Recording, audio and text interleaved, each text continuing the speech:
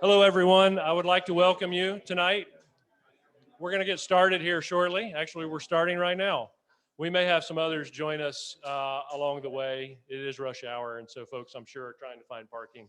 Anyway, my name is Hank Tarleton. I am on staff with InterVarsity's grad and faculty ministries here at UNC, where we are one of the co-sponsoring organizations for tonight. And I wanted to give special thanks to our other co-sponsors, North Carolina Study Center. Y'all all know what that is because you're here. And the Newman community. I think Friar Tim is here. We're glad to have you here with us tonight and co-sponsoring this event. I'd like to also welcome all those who are joining us on Zoom. I think there's maybe 50 that registered to join us that way. So we're glad to have you, even though you're not here in person, to have you join us that way. And a few introductions before we begin. Our moderators tonight are Delaney Thole. She is a fourth-year student, graduate student in the philosophy program here at UNC. Some of you know Delaney. And then Matt Hain, who I think most of you will know. He is on staff here at the North Carolina Study Center. And I would now like to introduce our speaker, Dr. Ben Storey. And I have some info on him. He is the Jane Gage Hipp Professor of Politics and International Affairs at Furman University in Greenville, South Carolina. And there he is the director of the Tocqueville program, which is an intellectual community dedicated to investigating the moral and philosophic questions at the heart of political life. He earned his PhD and MA from the Committee on Social Thought at the University of Chicago, and he did his bachelor's degree here at UNC Chapel Hill. So this is a homecoming for you. And he is here, he's the recent author with his wife, Jenna Silberstory, of Why We Are Restless on the Modern Quest for Contentment, which is also the topic he will be speaking to us about tonight. We're going to turn it over to you. I think you have a special greeting to make before we get started. Sure. It's wonderful to be back in Chapel Hill in this capacity. And it's particularly wonderful to be here with my teacher, Larry Goldberg, who some of you may know. I wandered into, can you all hear? Let's see, how's that? Can you hear now? I'm particularly grateful to be here with my teacher, Larry Goldberg, into whose class, The Elements of Politics, I wandered when I was a junior in college, and which completely reoriented my life. I was a lost soul when I got to Chapel Hill, and when I wandered into Larry's classroom, I found this human being seriously, genially asking the questions of the good, the true, and the beautiful. And thinking about those questions turned into a path of life for me. And so I'm deeply grateful to my teacher, and deeply, very grateful to be here with you all tonight. Wonderful. Thank you, Dr. Storey, and welcome everybody. Thanks, Hank, for that kind introduction. Welcome for those who are first-time visitors to the North Carolina Study Center. Just about an hour ago, this room was filled with students and was more like a study hall and kind of coffee house. So we turned around the whole room, and now you're in kind of a dining hall, kind of an event space. So we do all of those things here. We do intellectual formation, hospitality for students, walking alongside students, discipling them throughout college. So this is one among many fun things we get to do. So thank you, Delaney and Dr. Storey, for being with us. So as Hank mentioned, the topic of our book tonight is Why We Are Restless, this recently released book by you, Dr. Storey, but also by your wife, Dr. Jenna Storey, who we tried to get tonight, but they could not both be here. So we have one of the doctor's story. Maybe as an opening question, I'm curious just about what was it like to co-write a book with your fellow scholar, but also your spouse, your wife? How did you decide on the book project? How did you decide who wrote which part? Were there ever major disagreements that emerged? Just let us into the kind of the human side of the process of producing a book with your spouse. So my wife and I met as students at the Committee on Social Thought at the University of Chicago. We met as part of a community in which reading old books and talking about them was the center of everyone's lives. And that was the center of all of our friendships. And it was the center of our marriage as we got started. And so my wife and I have always loved to read and talk and think together. And we always helped one another with our writing projects. But then around 2016, 2017, as you know, we have 3 children, and after they were born in 2005 and 2010 and 2012, or 2006, rather, the oldest is. And so at that point, 2016, 2017, Jenna was, she had stayed home for those first 10 years or so. And at that point, she was starting to think about coming back to work, and she's now a assistant professor at Furman. And actually, we're both visiting fellows at the American Enterprise Institute right now. We're on sabbatical. So she was starting to head back into that. And, you know, as you can imagine, as parents of 3 with 2 full-time tenure track jobs, we did a lot of juggling, and it was difficult to figure out what to prioritize. And one of the conversations that we found ourselves having that we found particularly obnoxious and silly was, I need you to read my paper. No, I need you to read my paper. No, I need you to read my paper. And so we thought this is not good, and this is not us. We're people who got married in part because we love to talk about these things, but we're finding this to be a sort of time competition. And so we decided at that point that we would combine our research agendas and do all of our writing together. And that's been a wonderful thing insofar as it allows us to make thinking and talking and reading together a priority that we can share, rather than something that is where we're always competing with each other, which we didn't want. And I guess the other thing that I'd say about it is, you know, of course we've you know, this is not a book that I think of as, you know, this chapter is Jenna or this chapter is me. This is something that we worked on together, and that the voice in the book is a product of both of us. It's not my voice and it's not her voice. It's our voice, and that's a distinctive thing that we developed together.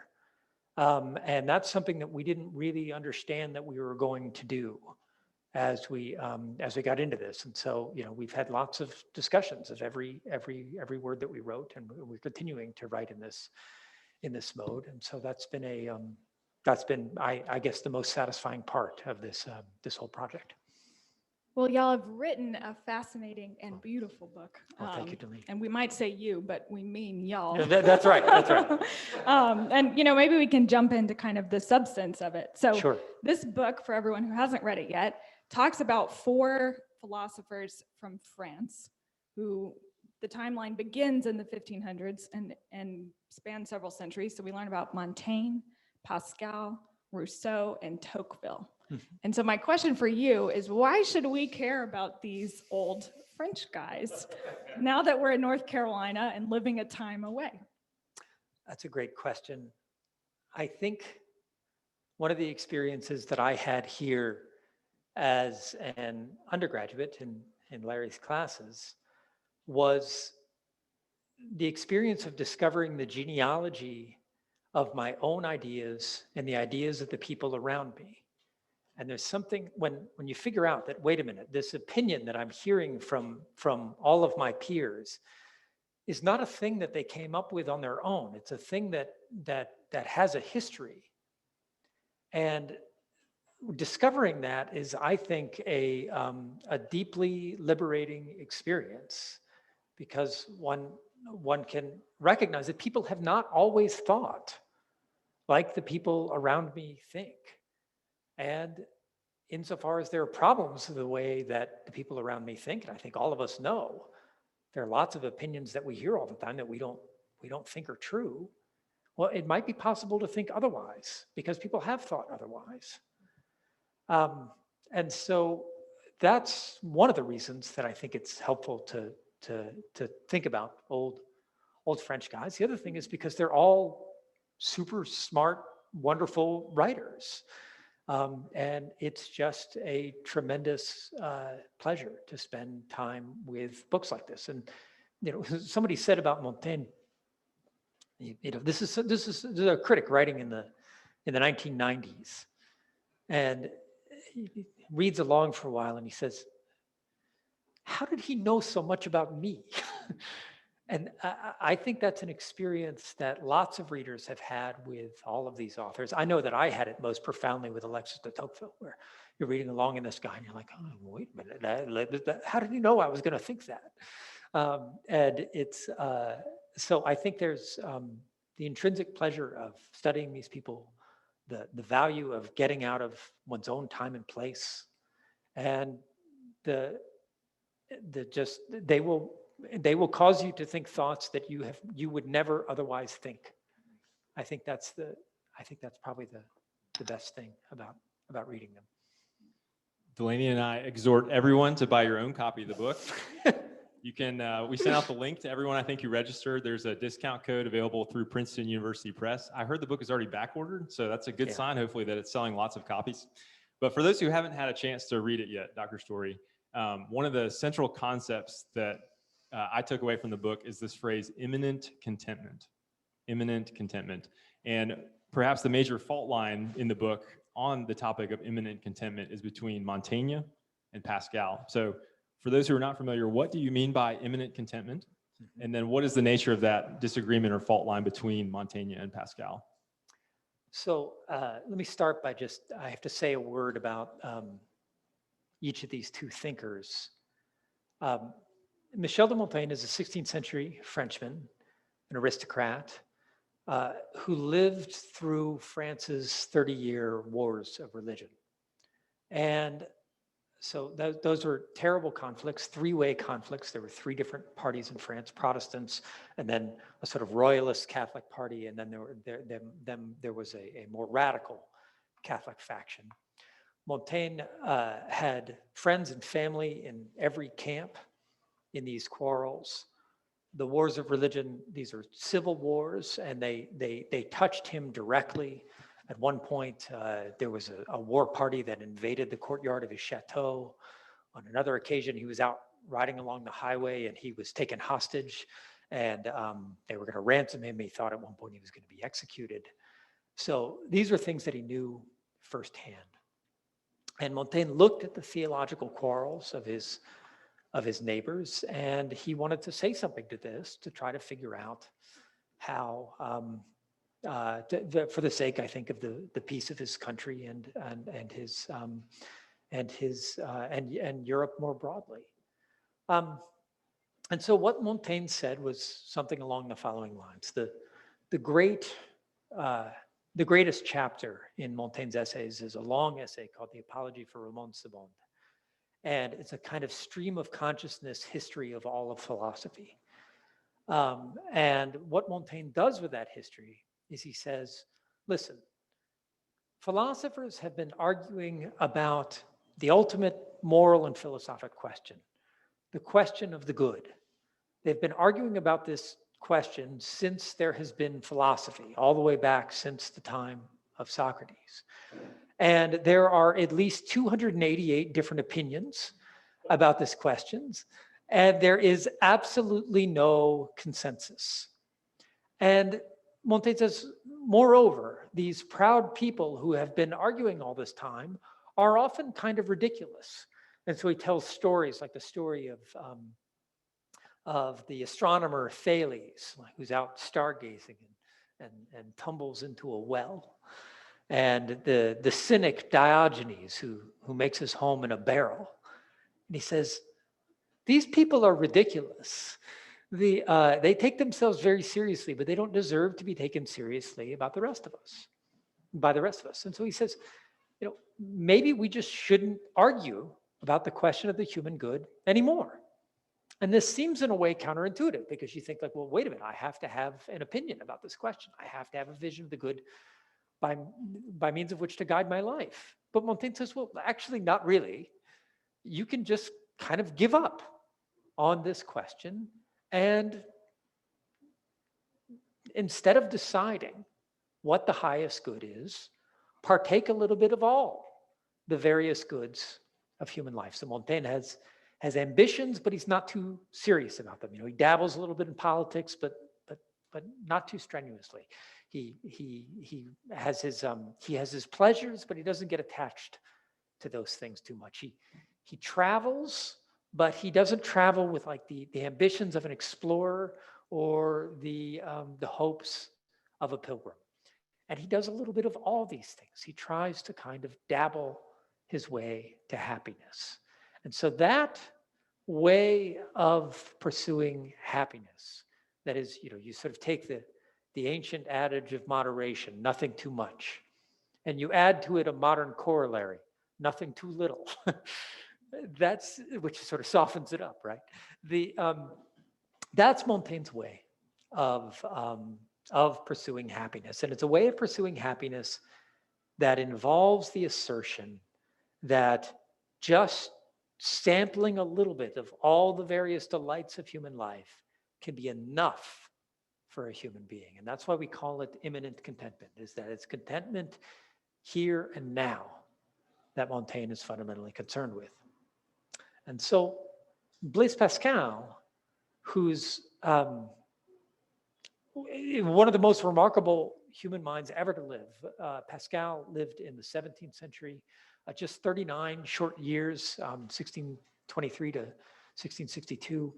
And in the course of those 39 short years, he had maybe the most extraordinary intellectual career I've ever heard of. Pascal is a major figure in the history of mathematics and geometry. He discovered what is known as Pascal's triangle, which I'm sure some of you have encountered in math class as the basis of modern probability theory.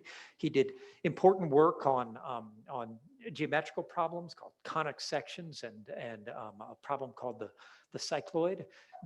He was a great physicist. He discovered the phenomena of atmospheric pressure and proved that nature does not, in fact, abhor a vacuum, as people used to think it did. The modern units of pressure are called pascals, and have been ever since then. He invented the world's first mechanical calculator.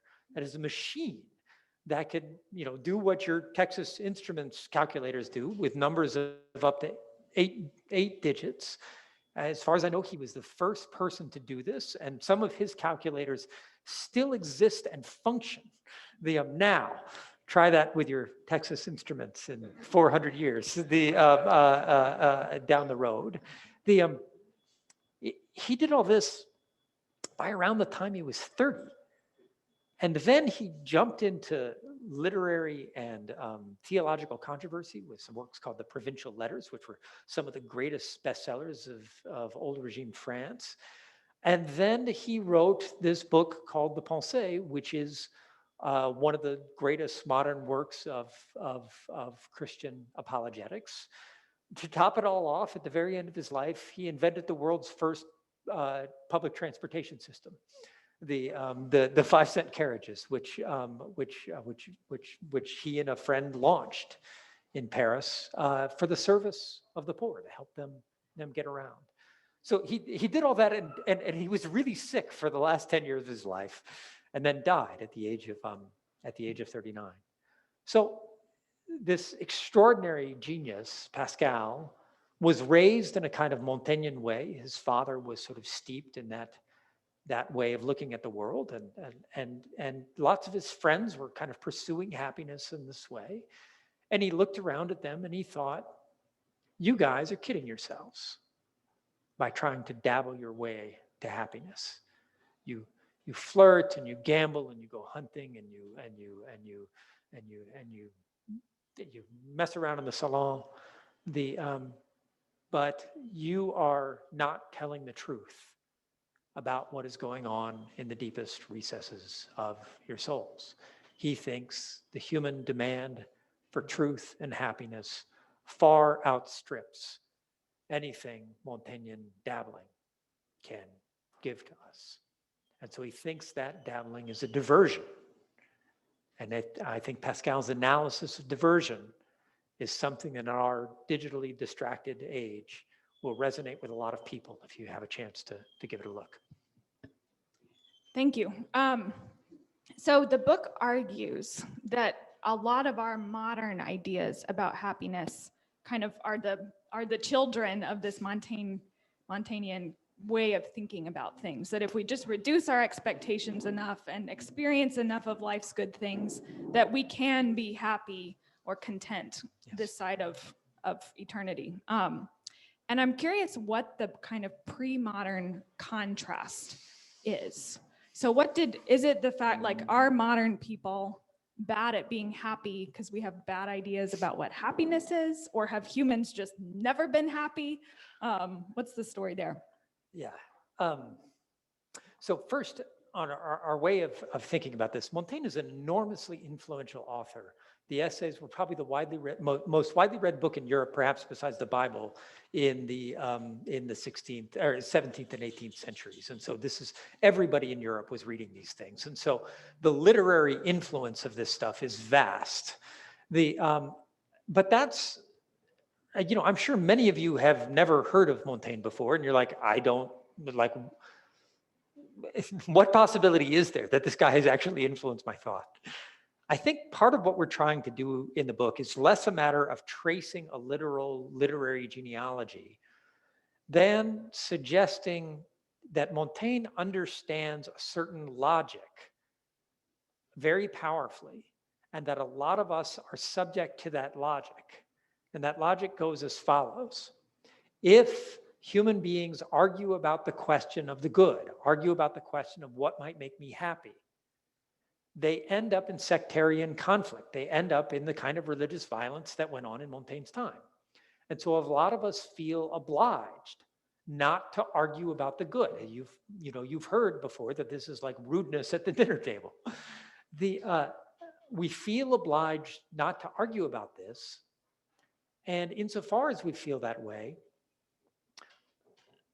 if you feel that way, if you think that these questions are perhaps impossible to answer and perhaps even dangerous to ask, well, how do you live? You still have to live some way, right? I think what Montaigne understands is that the natural thing to do, the obvious thing to do, if you don't ask the question, what is the good, is not actually to pursue some very distinctive and idiosyncratic pattern of life that you've sort of made up for yourself that is really different from everybody else. The natural thing to do is to try to dabble your way to happiness, right? You mess around with everything that looks kind of good to the people around you. And so you study hard, but you party hard, as they say sometimes on college campuses. You do a little a cappella, but you also do a little yoga. You try to make sure you spend enough time with your friends, but you also hit the books pretty hard. This is, I hope this, we've seen this a lot among our students. I imagine it may look somewhat familiar to some of you. So that's the argument that we're making, that this is worth your thinking about, because Montaigne is just a really brilliant at imagining what the consequences are of forswearing the question of the good. Now, as to the second part of your question, which is with respect to how the ancient quest for happiness would look different, or the pre-modern quest for happiness would look different. Our point in the book is not that once upon a time everybody was happy and then there was modernity and things went downhill. Our point is that if you look at a thinker like Socrates or St. Augustine, their way of thinking about happiness is a pointed quest, right? They're saying, is it this? Is it that? If this doesn't work, what will work? They're trying in a very focused way to answer the question. In other words, they're not trying to just dabble their way to happiness. And so we're not trying to argue that once upon a time people were happy and lo and behold, we've messed up. We are trying to argue that modern people would serve themselves well by thinking about the pursuit of happiness as a pointed quest rather than a balancing act, which is, I think, a way that many of us often try to think about it. So we notice this in conversations with our students. Whenever you're talking to a student about dilemmas in their lives, they eventually, not every time, but it's very frequent that they come up with a phrase, well, I guess I just got to find that balance. Usually comes out in basically exactly that formula. And well, maybe that's actually not right. Maybe instead of like trying to figure out how I'm going to make all the things on my sort of teetering waiter's tray balance out, maybe I got to take some stuff off by actually learning to prioritize. But how do we figure out how to do that? In order to figure out how to do that, we have to do something we're very uncomfortable with, which is ranking the goods of human life. This is more important than that. That's hard for us. You have a line in the book at one point, Dr. Storey, along the lines of saying that with Montaigne, this pursuit of imminent contentment is a kind of individual preoccupation of his. And then along comes Tocqueville several hundred years later, who's touring America, I think 1830, somewhere around there. And he, in his perspective, America is kind of what happens when the quest for imminent contentment becomes a societal-wide phenomenon. Yes. What about Tocqueville's observations on America then do you see as especially salient and relevant for us today in observing American culture and life? So Alexis de Tocqueville is a French aristocrat who can trace his ancestry back to the Battle of Hastings. So he's from one of the oldest French families. His own family suffered terribly in the French Revolution. His great-grandfather was the attorney for the defense of Louis XVI at his trial and got beheaded for his troubles along with the man that he was defending. Tocqueville's own parents were imprisoned and apparently nearly executed, and they exited prison permanently marked by this experience. Tocqueville's father, who left prison when he was around your age, had white hair when he came out, and his mother had a kind of nervous affliction for the rest of for the rest of her life. And so Tocqueville's family was deeply, they were Catholic monarchists. They thought the revolution was a mistake.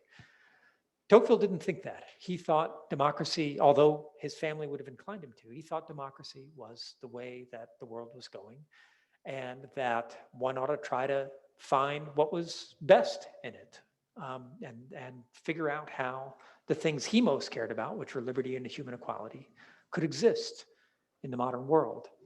So France was caught in this back and forth between their revolutions and counter-revolutions.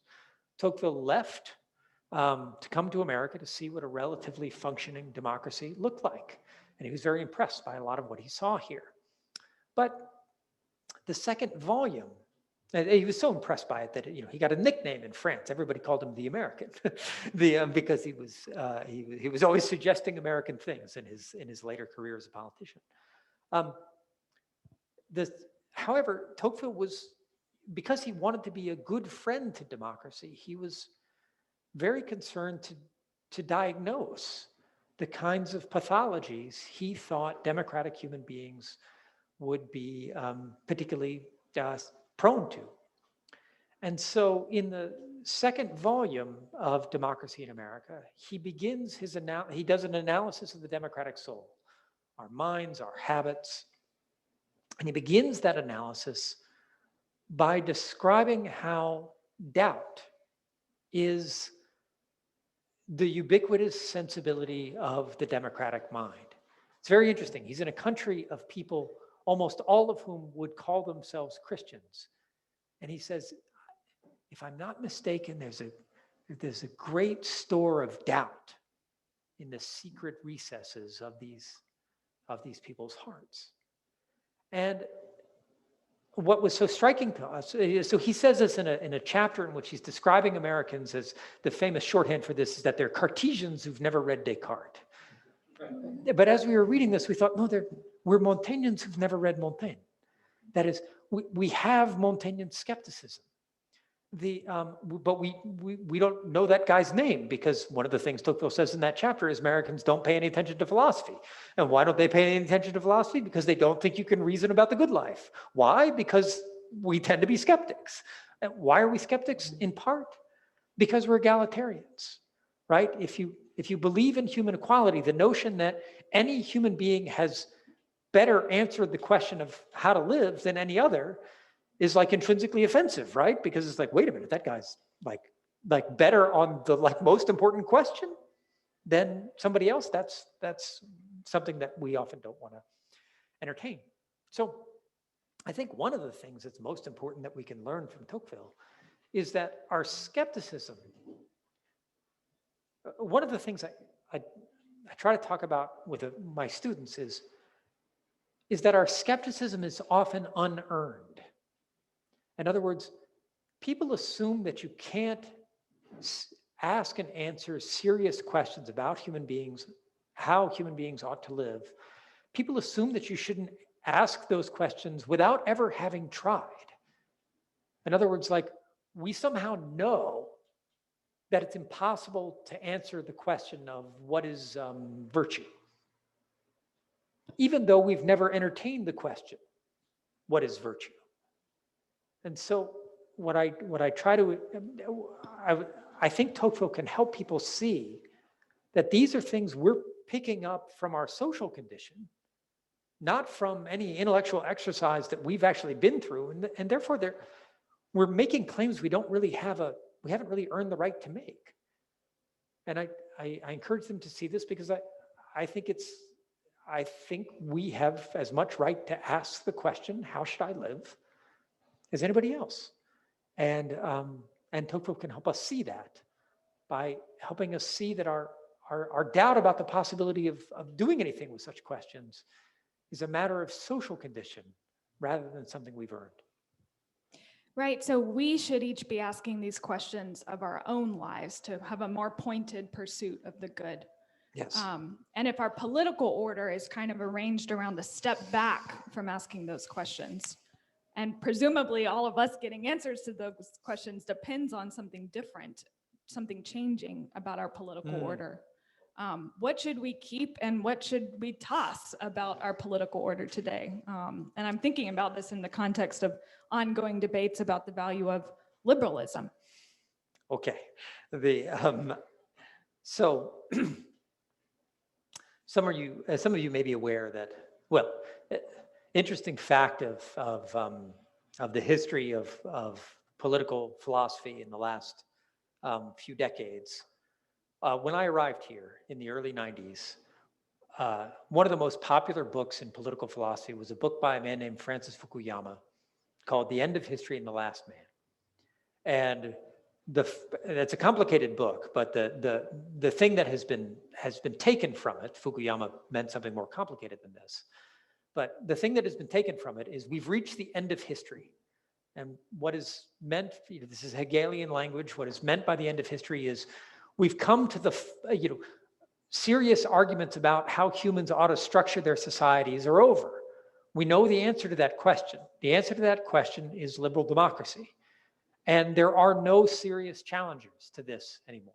This is what Fukuyama was writing in the early 1990s. One of the most popular books of political philosophy in recent years has been a book by a man named Patrick Deneen, who I know is a professor out at Notre Dame. And the title of his book is Why Liberalism Failed. And it's interesting. It's a book that has gotten a lot of play on the right side of the political aisle, but he also has a blurb from Barack Obama, which suggests that there's a lot of people who are wondering if our liberal democratic political order has failed. Now, Patrick Deneen equates America's constitutional order with Lockean political philosophy. And some of you may have read some of the work of John Locke, particularly the Second Treatise of Government. And if you have, you will recognize that there's powerful influence of Locke's Second Treatise on the founding fathers. You recognize Locke's words from the Declaration of Independence. Locke is a major figure. My graduate school advisor used to call him our philosopher, which is really interesting because he's English and we're American. But his influence is really significant. And I think, so I don't agree with Patrick Deneen that you can equate the American constitutional order with Lockean political philosophy. I think our political order is more complicated and better than that.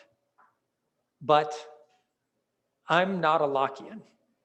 I think there are much better ways of thinking about how one ought to live that you can derive from sources from Plato and Aristotle and Thomas Aquinas and the New Testament and the Old and lots of other books of moral wisdom. And so I tend to think that we should seek to revive our liberal democratic political institutions, but that doing so might require that we rethink our political theory, that we be less dogmatically Lockean than Americans have often been. Provocative. We've got a few minutes left, and then we want to leave time for audience Q&A for y'all to ask your questions to Dr. Storey. So I'm going to follow Delaney here and keep asking some kind of practical questions. One of the things I appreciate about the book, Dr. Storey, was you opening and ending with the story of students who regularly come into your office. And they're accomplished students. They've made wonderful grades. They've filled up their resume with extracurriculars throughout college. And they reach senior year and they're kind of paralyzed by indecision because they're having to limit their options. They're not sure about launching on the sort of quest for the good that you've discussed here. So we thankfully have a lot of students here. Welcome, undergrads and also grad students. Salute from Justin there. What advice, I mean, applying the ideas from your book to specifically our undergrad audience, what kind of advice do you have generically or generally from the book for undergrad students here about what the good life looks like? Thank you. I think the best encapsulation of the problem that we're trying to describe was something that a young man, we do some summer teaching where we teach with students from around the country. And a young man in one of our classes who had attended West Point and had transferred from West Point to Harvard said to us at one point that what he hated above all was what he called spending his chips. And what he meant by that was that, this young man was pretty extraordinarily accomplished, right? He had been to the top in several different institutions at this point. So he had a great deal of potential, right? Like, if you're at Harvard, well, what can you do with that? You can do an awful lot of things, right? You could be in high-level finance. You could be a tech person. You could go into politics. You could go into high-level academics. You could be a lawyer. Wow. It's an awful lot of things you can do with that Harvard degree. And what he was saying was that what I hate doing is deciding, is choosing one of these things over and against the others. And another one of my students is a student down at Furman. He said that what people want is optionality. That is, to keep their options open, to expand their options, to have options. And I think that leads to the very sort of paralysis that we describe in the opening pages of this book, in which our students who've done it all right, they've had a couple of majors, they've studied abroad in several countries, they've been the president of this club and the treasurer of that one, and they do service projects to boot. They show up as they get closer to graduation, they have no idea what to do with themselves.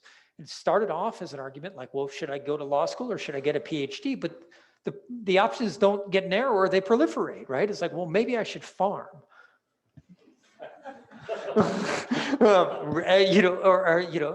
Maybe I should go to a faraway country and teach English, maybe.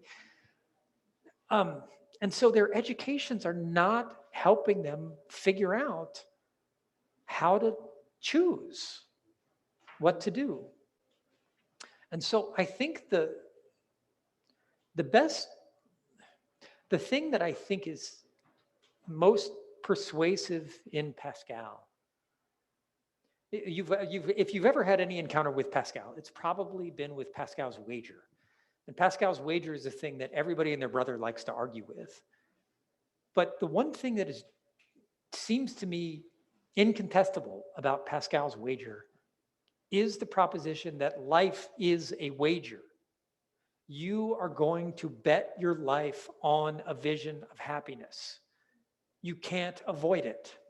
You're going to have to choose to spend your life married to this person and not that person. Sometimes we seem to be a little fuzzy about that. You're going to have to choose to live here and not there. You're going to have to choose to be a doctor or a lawyer because you can't be both.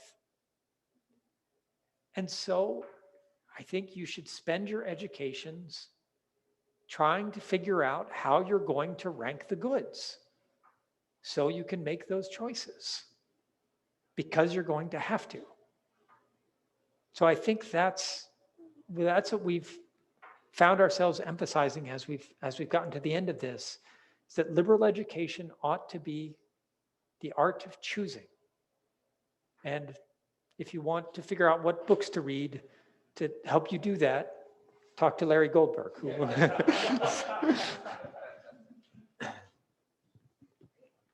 Time for one more question, or should we switch to audience? Maybe one more quick one, and then we'll do audience. One more question, great. So I'm thinking about contemporary Christian self-help literature. And so there's this, on one hand, I know, it's fun. On one hand, there's this idea, which is we should think long and hard about what the good is, and we should move ahead and pursue it with all we've got and make some choices. And that feels hard and scary and fills me with worry when I do that. I understand what your students are saying. And so then, you see versions of, I think what I sometimes want to say is kind of a Montaignian thing happening, which is like, well, don't worry too much. Just take your satisfaction and your pleasure and your joy. Seek God in the ordinary things of your life and the small parts of your day. And on one hand, that seems like a true thing based on this idea of be like the birds of the air and the lilies of the field. But that can't be the whole story because of the things that you've been talking about. So what does it look like to walk this out in faith? That's a wonderful question. And I was, they showed me some of the questions in advance. And I was sitting at this lovely home where some friends of the study center are letting me stay. And I looked at that question, I thought, I don't know. But I sat there a little longer and I came up with something, which was I have a friend and a colleague at the American Enterprise Institute, and his name is Yuval Levin. And Yuval Levin has written a book called A Time to Build, which everyone should read. And one of Yuval's arguments in that book is that the institutions of American life has ceased to be formative. They've ceased to shape us into distinctive kinds of beings. Let me give you an example of this. So a professor ought to act like a professor with respect to his students, with respect to his colleagues. But we get very fuzzy about those sorts of distinctions, right? Like, I'm sure some of you have professors who don't wear ties to teach. In fact, it may be the case that all of your professors, except Larry Goldberg, they don't wear ties when they teach because they want to be on the same level as you, right? And this is very confusing for human beings because we don't know how to behave in any particular situation, right? Because, like, who's the authority here? I don't know. right? Because nobody wants to be an authority in a democratic society. Being an authority is something we're kind of scared of. What my friend Yuval Levin argues is that we ought to form ourselves to our roles in life. And so if you're a father or a mother, you shouldn't try to befriend your children. You should say to yourself, as a father or a mother, in this particular moment with my children, what is my role here? That's always the Yuval Levin question. Given my role here, what should I do? If I'm a professor, there's a certain way I should conduct myself with respect to my students. If I'm a judge, there's a certain way I should conduct myself with respect to the people who are in front of me. If I'm a parent, there's a certain way I should conduct myself with respect to my children. If I'm a Christian, there's a certain way that I should conduct myself with respect to every single situation in my life. And so I think it's true that there's a Christian way to respond to all the little things that life throws at us, from a bad praise band in one's beloved Catholic Church to a family dispute about who's going to do the dishes. And so in this sense, yes, the Christian life resides in the little things. But I think that is different from saying, by just backing off the big questions, I'm somehow going to solve the problem. No, the big questions, you may not be interested in the big questions, but the big questions are interested in you. And on this, I love Montaigne, but I think he is wrong. We cannot give up on those questions. And I think that's as much true for Christians as for anybody else. Thank you. All right, we're going to throw it out to the audience now. So I think Delaney will call on you if you raise your hand, and I think Hank is going to help us get the microphone around. Is that good? So we've got time for at least a couple questions. We'll see how long we have here. They can be deep philosophy ones or help me with my life ones. All of them are good questions.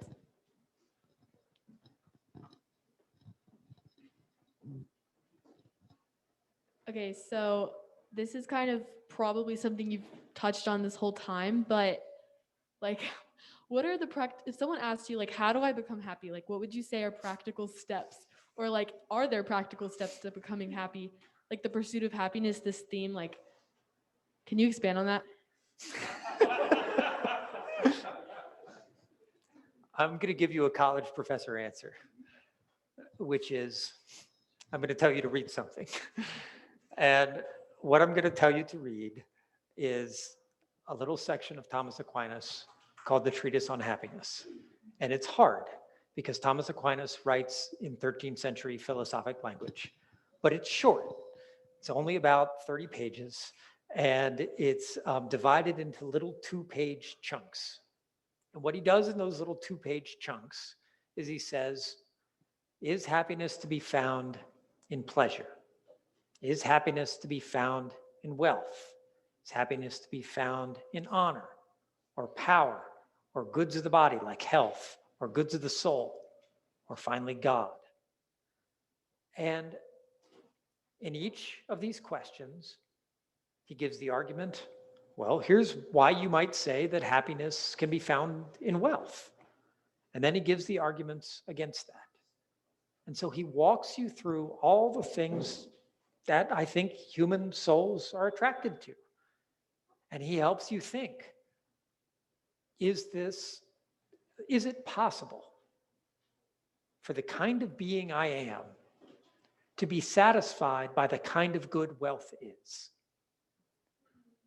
So the reason I recommend to you a book rather than answering your question directly is because I don't think I can tell you the answer to this question. Because I really do think that you have to figure this out on your own. But what I mean by that is not that you have to figure this out by yourself. You have to be convinced by each argument, step by step, on every possible good. And there aren't that many, actually. That's the thing, is that we think like the goods of infinite life of human life are infinite. I don't really think they are. I think there's a few kinds of things that we tend to go for. Like how many of your, just ask yourself for a moment, how many of your pursuits could be reduced to the pursuit of glory?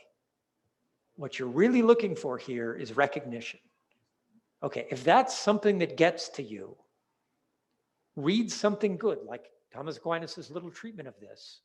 It walks you through the question, like, can this really possibly work for me? And see if you're convinced. So that's what you can do rationally about this. And then you'll have to see if the proof is in the pudding of your experience on these kinds of questions. So that's a college professor answer, but I am in fact a college professor, and so I'm not ashamed to give you a college professor answer. Okay, what would you say the difference between contentment and happiness is? Good. Thank you. We chose that word because the word contentment. There's a line in Montaigne that word that I think encapsulates that line. He says, I confine my activities to the nearest and most contiguous good things. My soul is not sort of launching off like a comet in one direction, moving strongly, but it's like a circle, right? And so if I think of myself as a circle that I'm trying to fill up, I think that's the Montaignian quest for happiness, right? Like, this is, I could maybe, and we could try to adjust the size of the circle, right? This is the Rousseauan tactic. Rousseau's another author that we think about in this book. Rousseau says, what you got to do is you got to shrink your horizons. You have to try to be small enough that you won't have a gap between what you want and what you get. So lower your expectations, which, by the way, is, for all the men in the room, good marital advice. So, you can try to seek contentment by trying to keep your own expectations low. I think that's the basic Montaignian Rousseauian move. Happiness, that translates the Greek word Eudaimonia, which I think could be maybe better translated blessedness. And so I think to pursue happiness opens us up to the horizon of the transcendent. It opens us up. So like if you're seeking contentment, you're trying to make yourself whole. If you're seeking happiness, you're seeking blessedness. You're seeking a good that you cannot give yourself, which is actually, I think, a truer way to think about what human beings really want.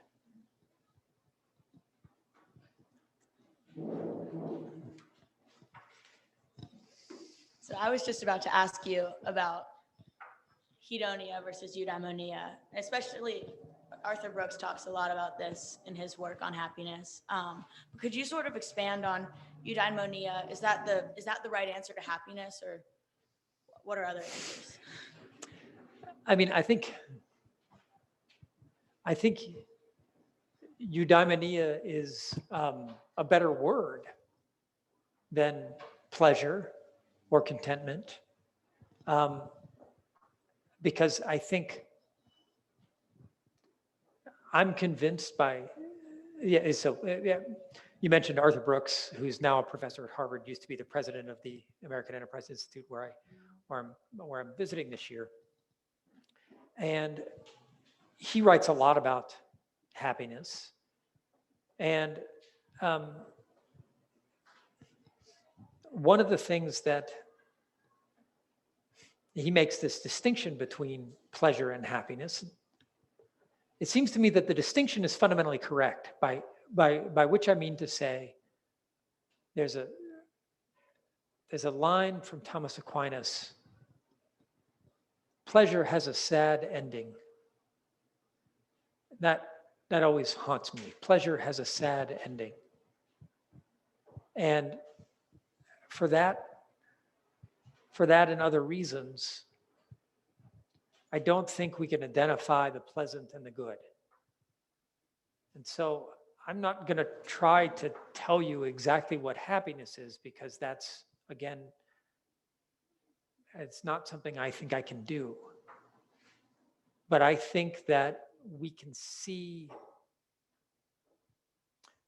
reasons to believe that pleasure isn't it, in spite of the manifest attractions of pleasure to which all of us are drawn. I think if we examine ourselves closely, we'll notice that there are things about us that indicate pleasure is not all that I want. And so whatever happiness is, it can't be that.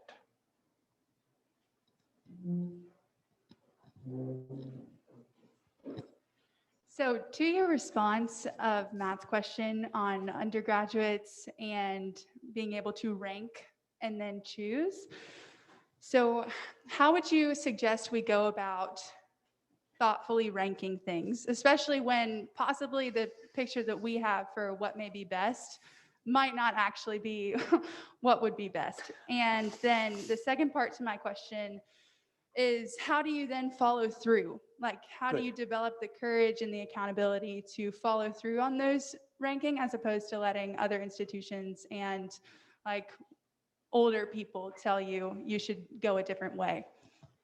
Okay, that's a great question. There's a wonderful line at the beginning of Book 5 of Plato's Republic, in which Socrates describes himself as, he describes how frightening it is to be speaking to people about questions like this one while one is still in doubt and seeking oneself. And so I don't think I know the answers to all these questions. And nonetheless, I'm encouraging you to rank things. And so how can you rank things without full and final mathematical certainty as to what the good is? Well, one suggestion would be that mathematical certainty is not an appropriate standard for moral life. That is, we can't know moral things in the way that we can know the results of mathematical equations. But can you come up with, or can you discover, both in argument and in experience, adequate reasons to believe that wealth will not make you happy? I think you can. And now, it's possible that I'm wrong, but that's my opinion about this, and an opinion I hope I've acquired through some examination. And so I think what's the first thing that's important to recognize is you are going to make decisions with your life. And so in practice, you're going to end up ranking things because it's unavoidable. And so use your mind to investigate them as best you can, and not just your own mind. I mean, there's been a lot written about this that you can explore for help. Yeah, and with respect to authority,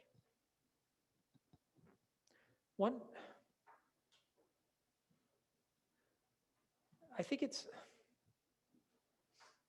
on the one hand, these are questions that one has to answer for oneself. It is your life, after all, and nobody else can give an account for what you do with your existence than you. On the other hand, I will admit that there are certain people in my life who, when I come to a difficult decision, I say, what would Leon Cass do? Leon Cass is one of my teachers, and he's just a remarkable man. And that's in part because, we face these decisions one by one, and and they come at us and they're complex and we haven't thought this particular thing through before. And so we try to imagine how somebody we admire would make their way through. And so in this sense, I don't want to tell you like, no, you should never look up to anybody and you shouldn't take their opinions seriously. I think you should take the opinions of people whose experiences, who you respect. I think you should take them seriously. At the same time, they're not you, and they're not making these decisions, and their lives are not at stake. And so, you also owe it to yourself to use your own mental equipment to make your way through these things. Maybe time for one more audience question. Yeah, thank you for sharing. What you're saying is making me think about what the Apostle Paul talks about in Philippians chapter 2 and 3, where he basically says that, everything that he thought was valuable, he counted it not to be valuable compared to knowing Christ and the fellowship with the Lord Jesus Christ. And Solomon came to a similar conclusion. So, what do you have to say about that? How does that compare to what these people are saying? Yeah. Knowing God and that being the number one thing. So I think my own favorite chapter in the book that we've written is the chapter about Pascal. And Pascal is a great Christian apologist. And somebody wrote a book about him, actually an edition of Pascal, that's called Christianity for Modern Pagans. It's a wonderful title. And Christianity for Modern Pagans. So Pascal's apologetics is different from any previous apologetics. Why is it different? Because he's speaking to a different audience, this audience of modern pagans. How did he know modern pagans? Because that's what Montaigne was, the first great modern pagan. And Pascal was steeped in that guy, and he saw that way of life all around him. And so, what Pascal tries to do is get people to seek the risen Lord. Get people to look for God. And Pascal thinks that God might come looking for you. And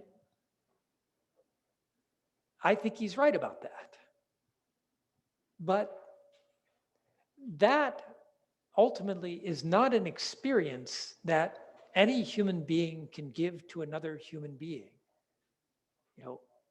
Pascal, there's this fascinating fragment called The Night of Fire. He had this experience in November of 1654 where he seems to have felt like he met God. And remember, this guy was this is not some spacey crank. This is one of the greatest physicists and mathematicians of all time. But he took the proposition that God is a person who relates to other people really seriously. He prayed for a day, and he had an experience that he described with the words fire, joy, tears of joy, certainty. And this amazing little fragment that he wrote it down on a card, and he sewed it into a garment called a doublet. And every time he changed his doublet after that, he would unsew this little secret pocket he had made and take it out and stick it in the next one. Keep it close to his heart. So an experience like that, which could make everything else pale in comparison, Pascal, I think, hoped that every human being would have that experience. But he didn't imagine that any human being could give it to another human being. And so if you can't give another human being that, what can you do? Again, to cite Peter Kraft, who has a wonderful line about this as well. He says, all we can do is be street sweepers for grace. Get things out of the way. We can help people, we can help ourselves overcome our delusions, all the delusions that so many of us have, about various idols that we set up in our souls and that we suppose are going to make us happy. That's what Pascalian apologetics is all about. And that's what I think a Christian can try to do to help others along the road to Damascus. Thank you. I'll ask one final question from our end, and then we'll wrap up for the evening because we're almost at time. We have, again, a lot of undergrad students here, some upperclassmen, some underclassmen.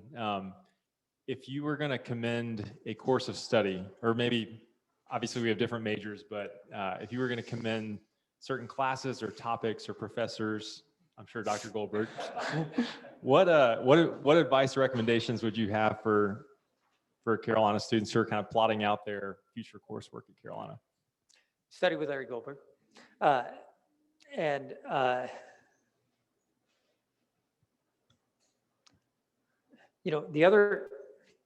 Those are by far the most important experiences that I had at Carolina.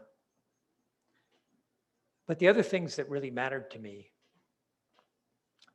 of course, my freshman year with a physicist, and I'm no physicist, and I wasn't very good at this particular course.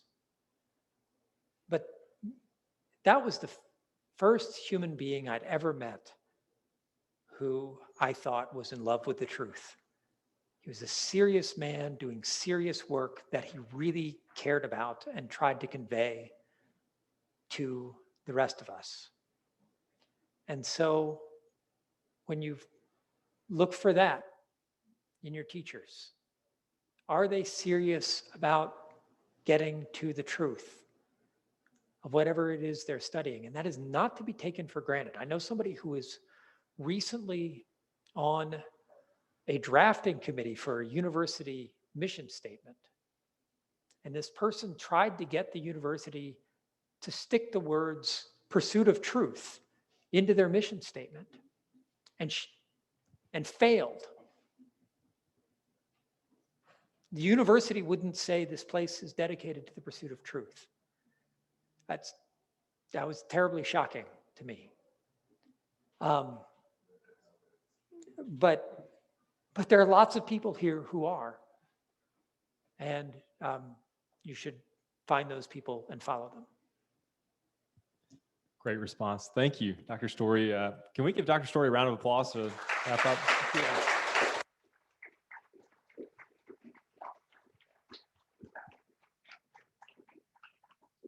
And Delaney, you're encompassed in that round of applause. So thank you. This is fun to lead together. Thank y'all so much for being a part of tonight. This is after a hiatus and a lot of purely online events. It's so good to be back in a room with everybody. So thank you for coming out tonight and being a part of this. I realize we have a diverse audience, but at the Study Center, we do believe that Jesus Christ, the risen Lord, is the end of that pursuit and that quest. And we love to walk alongside students through that educationally, in terms of spiritual formation and just navigating college, course selection, all those things. So we know many of you already, but if we don't know you, make yourself at home here and consider this place a resource for you on that journey. And Dr. Storey, thank you so much for writing this book and for traveling to be with us. And we're just incredibly grateful for your wisdom tonight. Thank you. Matt, Delaney, thanks both of you. And thanks to all of you for coming to the Study Center for hosting me. I really appreciate it. Thank you.